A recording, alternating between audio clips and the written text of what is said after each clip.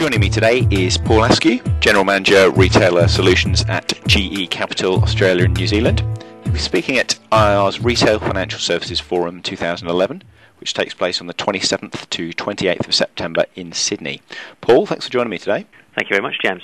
First of all, what have been the biggest challenges to the retail financial services sector over the past few turbulent years?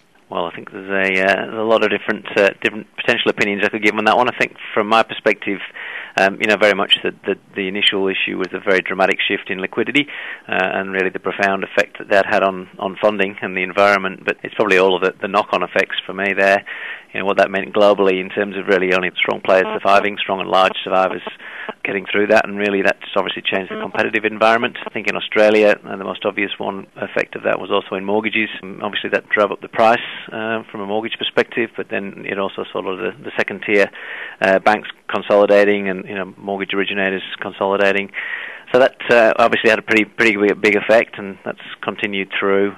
Regulation, obviously then a lot of shifts in terms of what regulation have looked to do on the back of those changes, and really with the right intention, in every instance, but very much the speed at which some of that regulation came through into the market and the effect that it had on sometimes very complex issues, I think has been a real challenge. Pretty much all, retail financial services businesses. And I think the other effect that's been pretty profound is really the effect on consumers, and that's probably one that's hardest to predict and hardest to understand how it's going to play out over the longer term. But those increases in price from a mortgage perspective, obviously that's changed consumers' perception. Obviously there's been a lot of focus on fees coming down. So in one respect they're getting a slightly different pricing equation.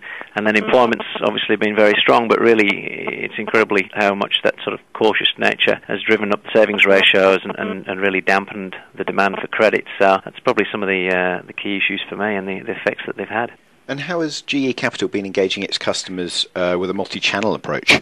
Yeah, I think it's been a really exciting journey for us, really, in terms of how we engage our customers. There's clearly many options available to us as to how we communicate and how we transact with customers, and I think it's always been key that we engage with customers through a simple process at exactly the right point in time. I think the key thing now for us has been looking at all of these different channels, and it's clearly not just about right time but right channel. I think this changes the timing and the way that we think about servicing propositions, and I don't think we'd ever profess to have it perfected yet, but it's certainly an exciting journey and a lot more information and options to assess in terms of meeting customer needs.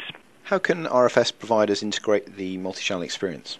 I think integration is certainly the key. For me, it's just using every channel realistically, but not just every channel to every single customer. You absolutely need to know which customers prefer which channel, and I think that channel preference is really the key thing to getting it right. And then also making sure that you're providing a consistent experience across all those channels. And when I say consistent, many customers sort of tend to prefer one channel or the other, but more and more I think we need to make sure that as we fulfill on certain transactions and some of the more complex transactions, those transactions bridge different channels. And the obvious example of that for us is in retail world with our retail partners, and they're transacting online, in store, and back again in many ways. So making sure that all of those experiences are integrated and continue to be simple and understandable from a customer perspective. What future plans do GE Capital have to integrate still further?